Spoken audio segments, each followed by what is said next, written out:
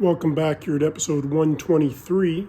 We will be doing a 122 part 2.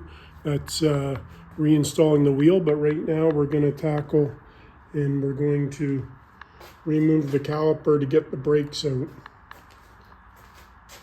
So we're going to look up and through here. I don't know if this light's going to blind us. It's actually not too bad. I'll see if I can set this stand right down for us. Bring it up. So this is our rear caliper right here. Let me see if I can pull it up a little bit more. There we go. So right there on the right side and on the left side are the pads. So I'm going to pull them out. I don't know if I have new ones in stock or not, but we'll take a look. What we're going to do is the pad pins are one right here and one right there. So I'm going to get an Allen key and on a drive socket and get those off. So bear with me. So there we go. So I'm just going to put in my Allen bit. I'm going to crack those loose. Like I say, I'm pretty surprised on how old this bike is. And it's 43 years old and sitting outside, so I'm very impressed on how easy every bolt is coming out.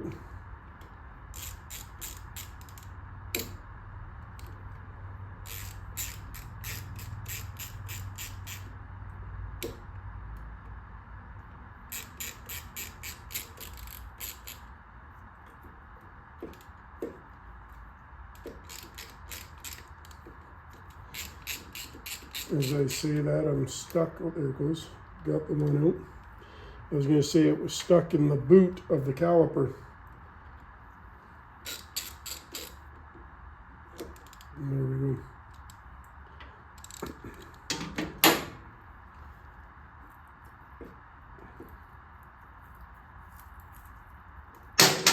There goes one pad. Just trying to get the caliper out here. There we go. Now here's the other pad that is completely stuck. I don't know if you guys can see it there. It's just stuck on the back of the piston. So what I'm actually going to do is I'm going to leave that.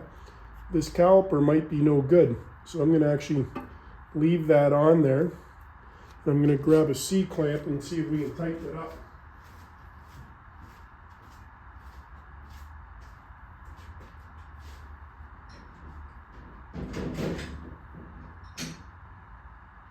The reason why I use a C-clamp and an old brake pad actually works pretty good. I got this on my seat, this camera stand here right now. So what we're going to do is we go off the old pad and it's going to take up the surface area to push the brake piston in. And again, the caliper might have seen better days. The fronts are free. Obviously, we'll need brakes changed and whatnot, but they're free. So now all I'm going to do is tighten it up, see if we can push the piston in. Pushing the piston in is sending the fluid back to the reservoir.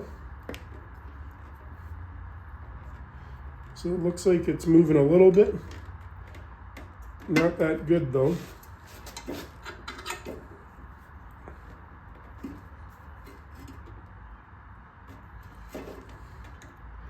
I'm going to say it probably needs a full rebuild of the caliper.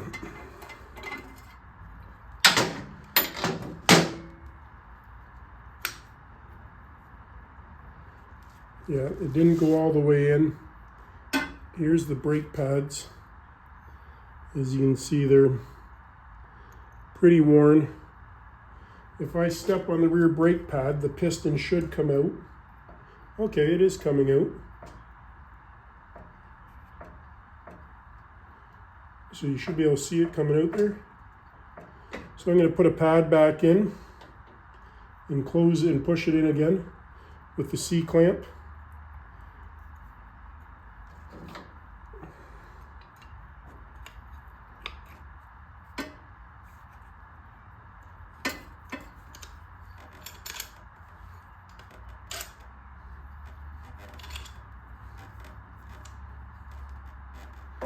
That's good news that we don't got to rebuild it or replace it.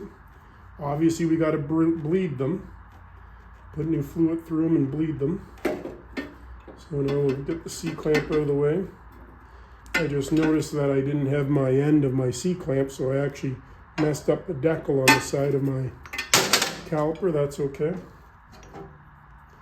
I'm going to see what I can find for brake pads. A lot of spiders nest up in there, but I'll see what I can find for brake pads. No guarantee I have this old ones in stock, but we'll take a look.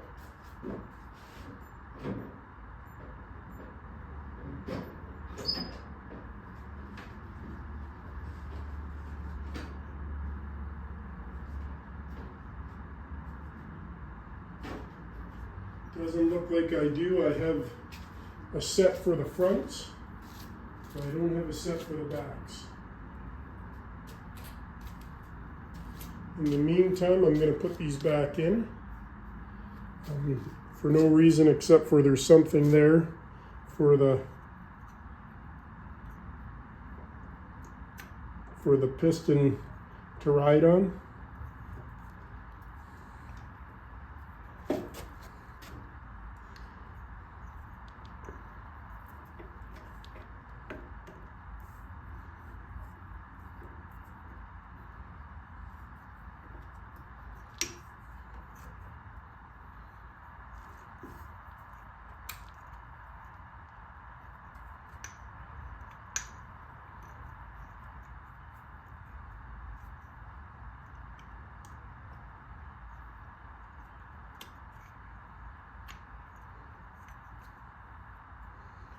Just interesting how this spring, my piston didn't go back far enough for the inner pad to sit. And that's what I'm looking at here now.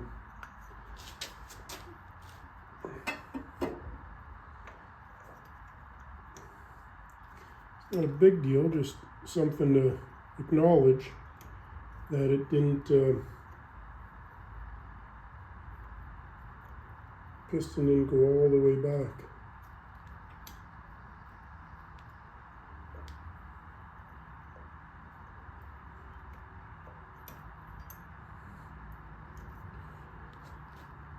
I wish I had a hook for this light.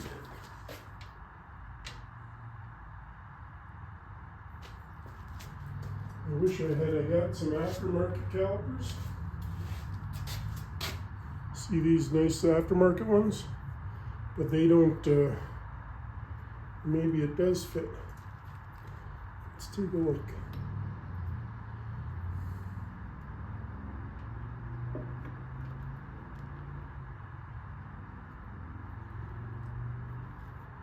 I'm not sure.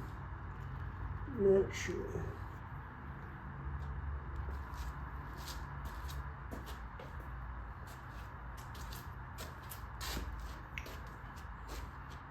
I'm looking at it now. These are the retaining springs. Again, I don't know if you're on it or not, but it's tough to have a light with no hook on it.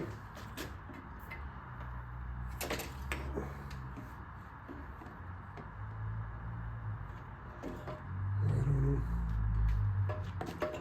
You can have all the tools in the world and still not be happy, and that's where I'm at right now with this. But I'm actually surprised I don't have new rear for this. I've got new fronts being dual disc.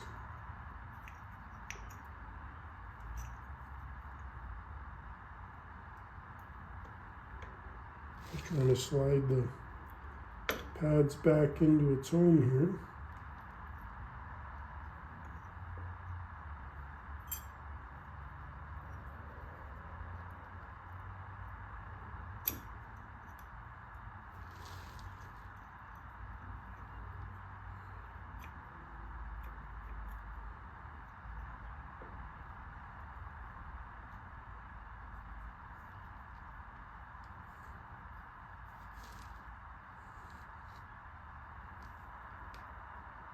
So there's guide springs on both sides.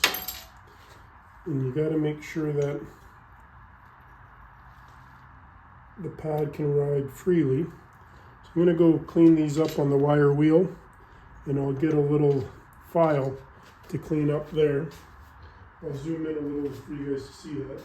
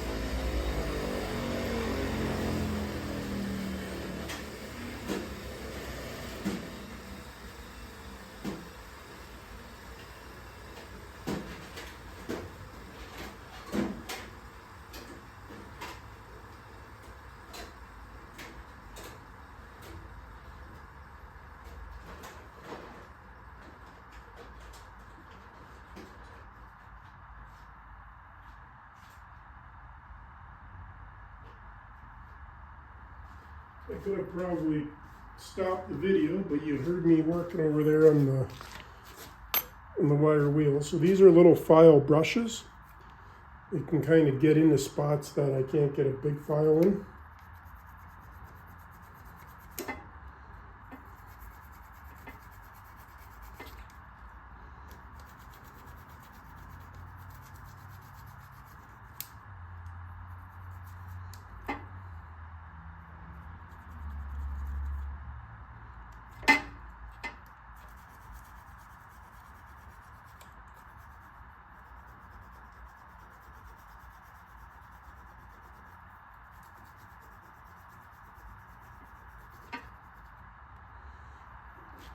Just a good thing to do. Clean everything up. The mating surfaces and everything.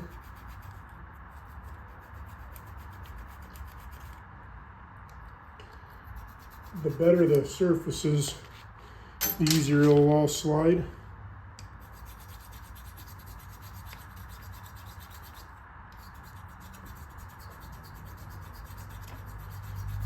I like these little files here. You know, I like my big files, but they're so long and the handles are so long that these can kind of get me into places a little bit easier.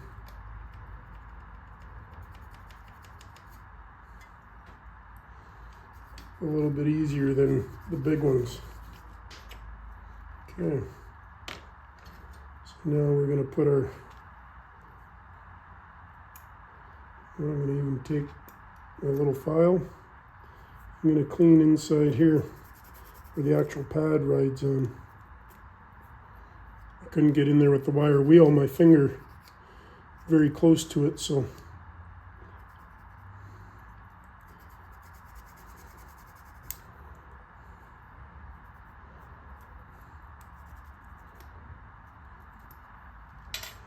last video got a little long in the tooth, so this one here, we're just, obviously now we're kind of servicing the rear brakes and putting them back together. I don't got any pads. We got the rear piston freed up, which is good.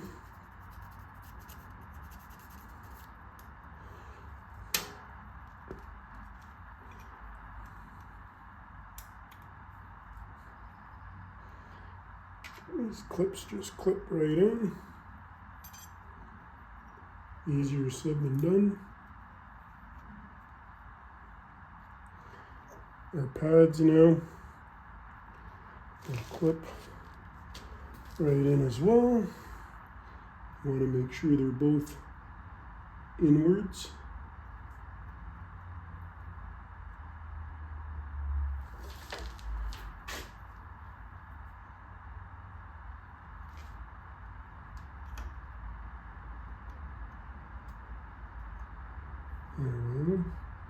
You want to make sure the gap is pretty good because we've got to run the, we've got to go right over top of our rotor when we put it back in, so.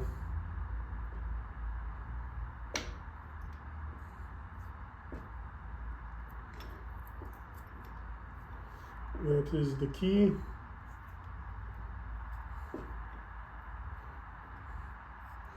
Like I said, it seemed to be a little weird how that center spring, I couldn't push it up with my hand. So I'm hoping once I get these screws back in, it is holding my brake shoes in place like they're supposed to.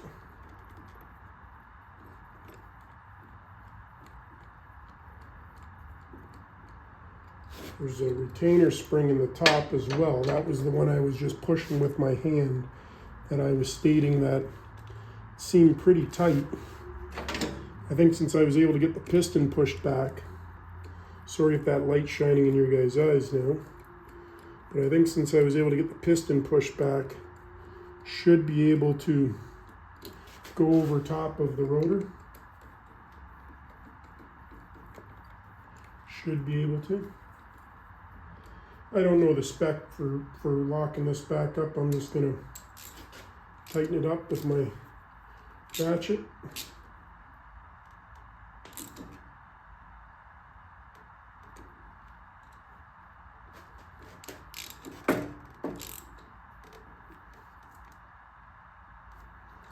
There we go. I'm going to put these files away and put the clamp away.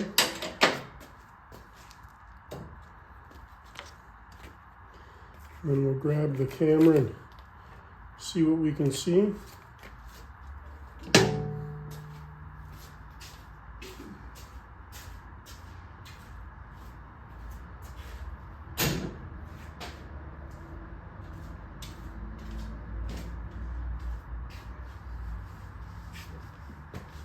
Grab a flathead screwdriver here, just to spread the pads apart.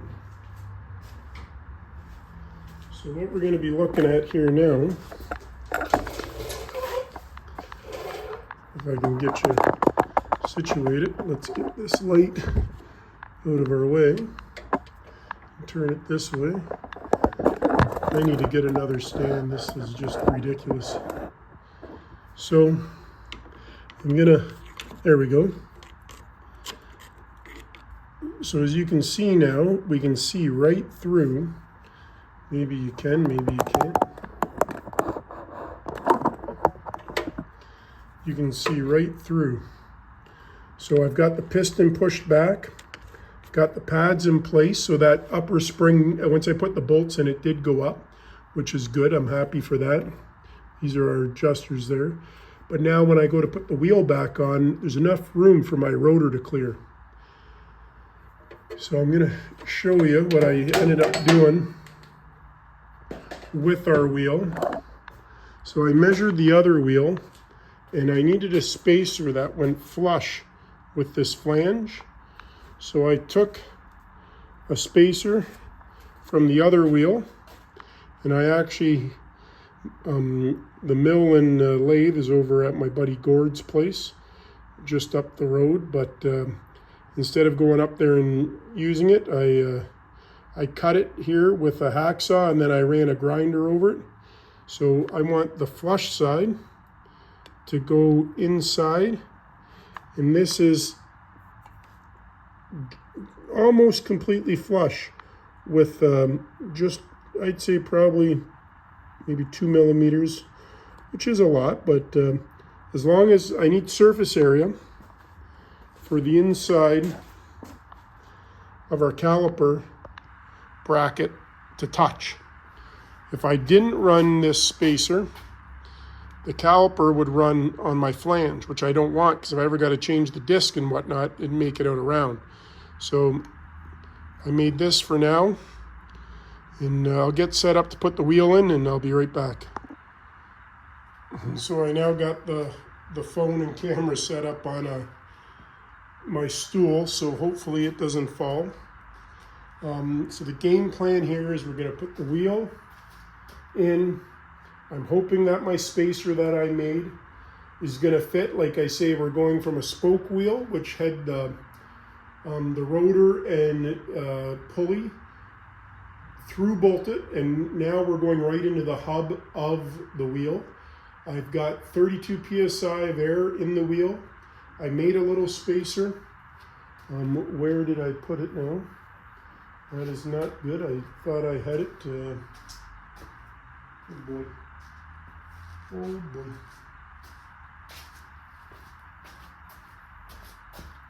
There's the spacer for the left side. Here it is here. So I made this spacer. I used the grinder. Again, you know, we want it to go on this side. So I'm hoping it'll work.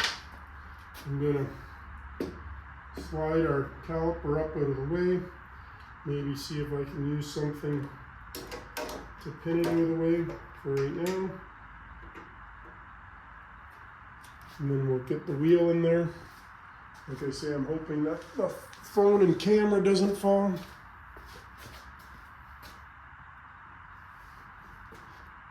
Like I say, I've had better luck doing these on the ground than I have on a bike stand.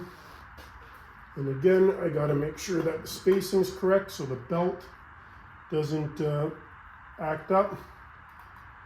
And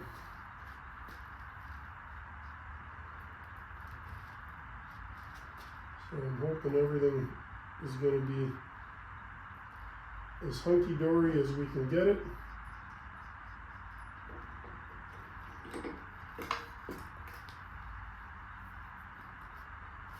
Looks like I'm going to have to tilt it on an angle to get the rotor to go by. There we go. We'll move the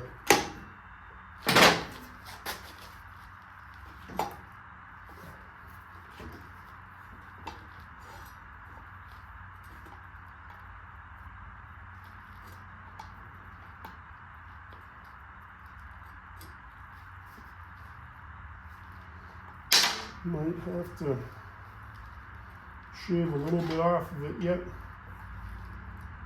Oops.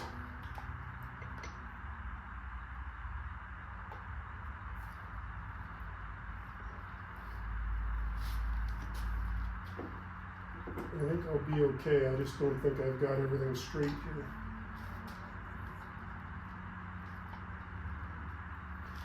Just want to check the old wheel for the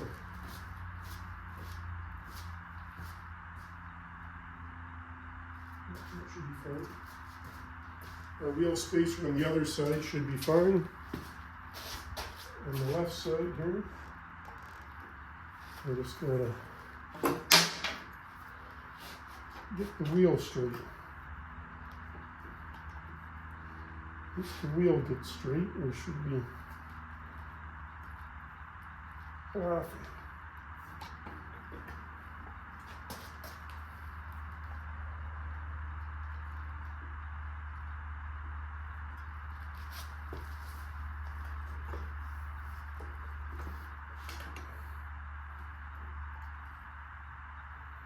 Like I say, there's a lot to line up, a lot to get into play.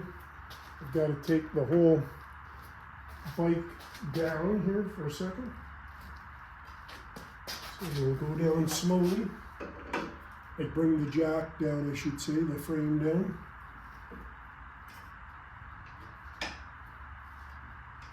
So as you can see, we're dropping the swing arm because I'm dropping the center of gravity of the bike down. So I've got to align my axle holes in with the tire.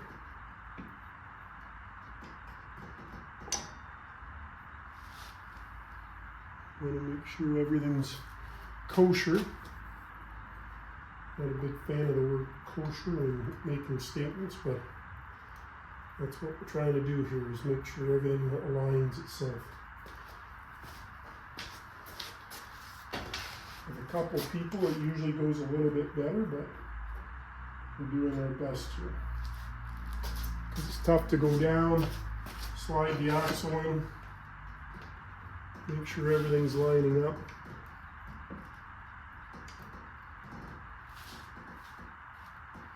And grab a rubber mallet to bang the axle through.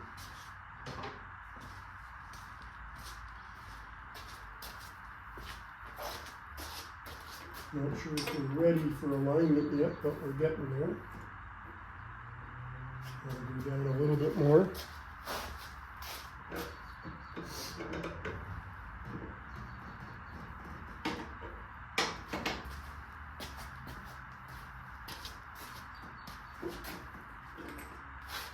Don't worry about putting the belt on after I get the axle all straight. Or the axle installed, I should say. I like to use a bar because I'm on this steel hoist, so I'm going to grab a bar.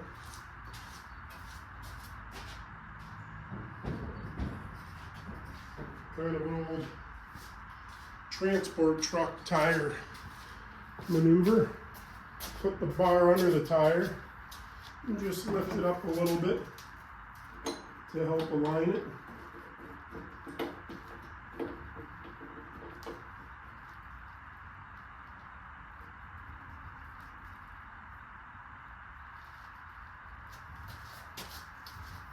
We're back just a hair.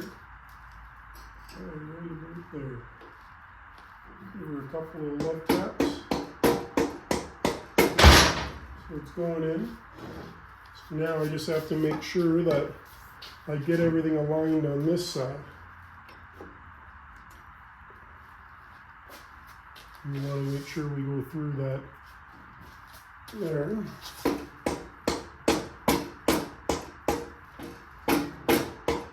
I'm just using a rubber mallet, trying to bang it through.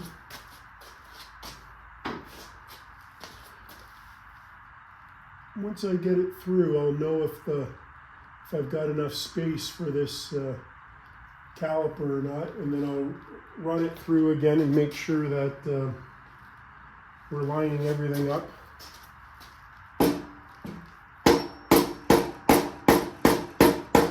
So we're hitting something there. So it could be the inner wheel spacer, could be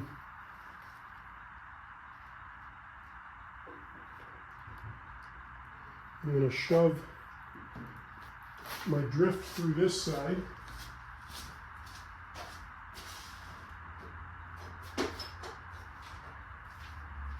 These are off of tankers that carry food or cement, just drifts. So I'll make sure I get everything aligned up.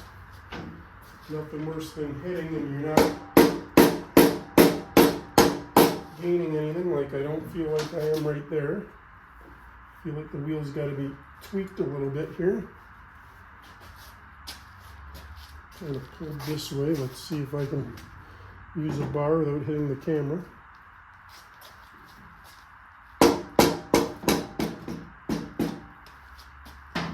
Might take the jack up a bit here, give me some leverage. What happens here is we've got a lot of weight on the rear wheel. There it goes. As soon as I just lifted it up and I seen the wheel move. So now moving a lot easier now.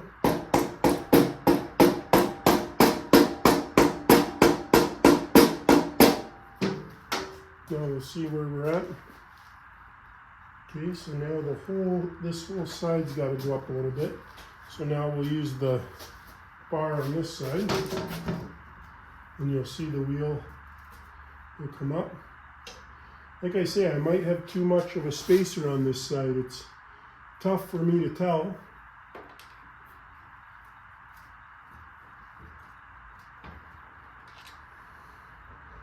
Feel like I might. Looks like the wheel's got to come up quite a ways on this side.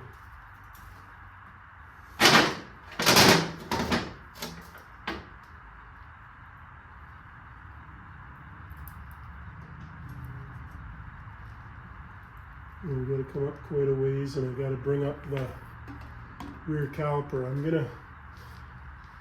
May have to pull that spacer out and measure, because I feel like we're on quite an angle here. Nothing's sitting nicely. See if I can run the drift back through. I know where I put it. I gotta say, I do these on the ground in a lot less time. Again, I don't edit anything, so the frustration's real.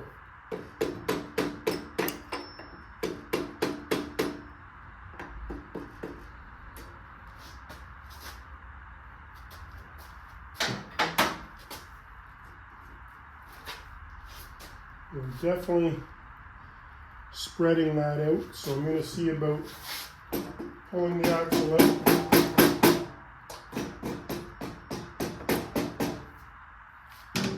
I'm definitely going to have to shorten that that spacer a little bit.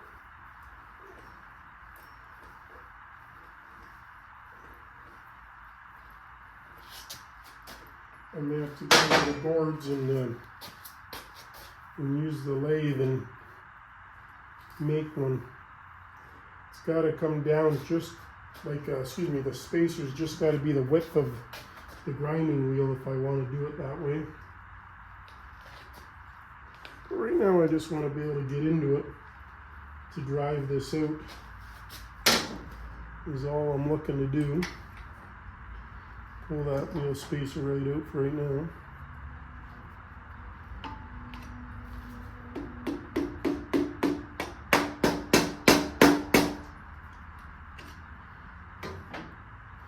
See if I can get my drift in there. No, I'm going to need a longer screwdriver. I'm going to get that out and clean that spacer up, and we'll go from there.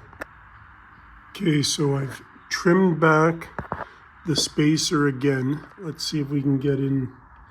So you can just see it. Let me point with a screwdriver. You can just see it right there. So the point was to make it flush with this.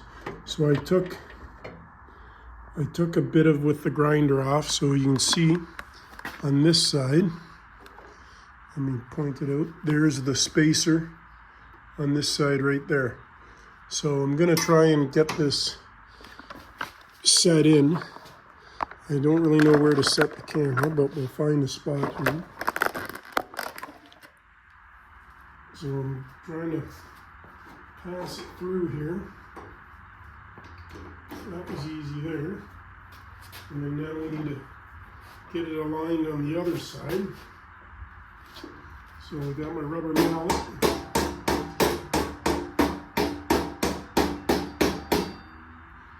Try and get it aligned.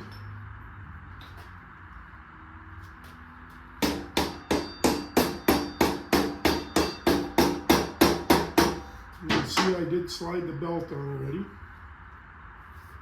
I feel like it's just not lining up here for some reason. Try and get my dowel through on this side to align it.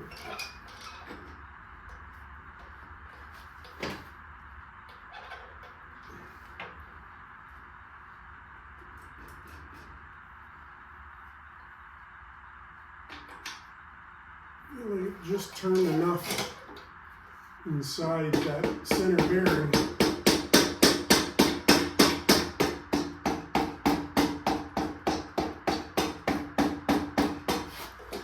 That should have it there.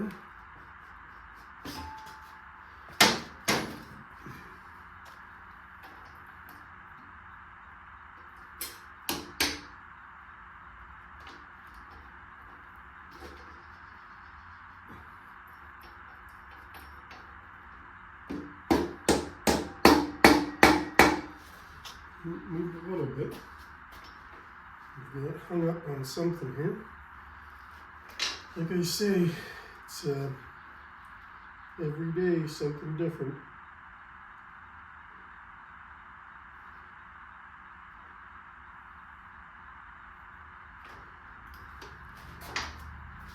Let's take the jack up a bit here. I feel like I got too much weight on the tire again. Let me see, when I do it on the ground, I just sit on the ground and I have the wheel in my lap. It's up off the ground now.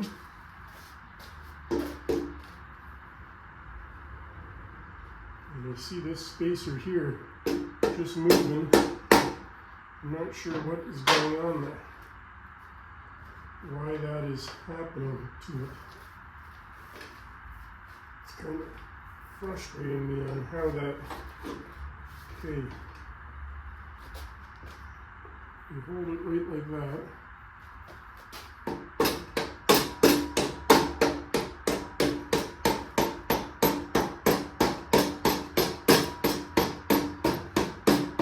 As soon as I'm putting it in, that spacer is turning sideways. Something's going on inside the wheel. I'm not sure what, but something is making it turn. It's very peculiar why that is happening. Everything should be straight right there.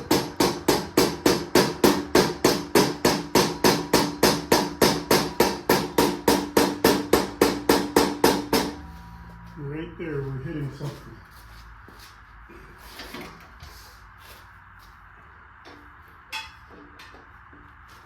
I'm going from this side. Everything seems to be hunky-dory. Grab our bar for a little bit of leverage to pull it up.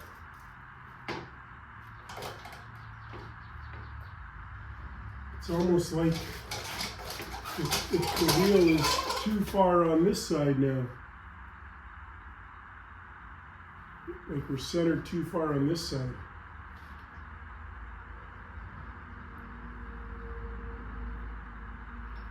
I'm gonna have to stop the video and I'll show you what I'm talking about. The gap now on this side is tighter than the gap on that side, where on the wheel I took off, it was tighter on that side than this side. So let me see what's going on here. Like I said, I didn't have the proper spacers, so I kind of was just utilizing what I had.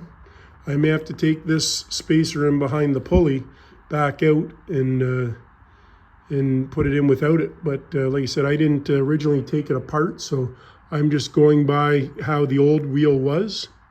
But live and learn. So I ended up getting the rear wheel in. My spacer's flat. My tire is centered. Well, it's a little off on the fender, but it's centered in between the swinger. I cleaned the pulley in the transmission so it spins nice. And then right here, it's in neutral and it just is getting hung up. And then you hear that click. It was doing that with the other wheel on. I thought it was, you can hear it, it's like, almost like compression in neutral. And just hear that, it's, I don't know, I've got, this is the second wheel that it does it on. It's got a new spacer on this side. I grinded the spacer down on this side so it's flush. Just not sure what it is. Our rotor's running true in between our caliper. I may have to pull the axle out and just see if it's got a little tweak in it.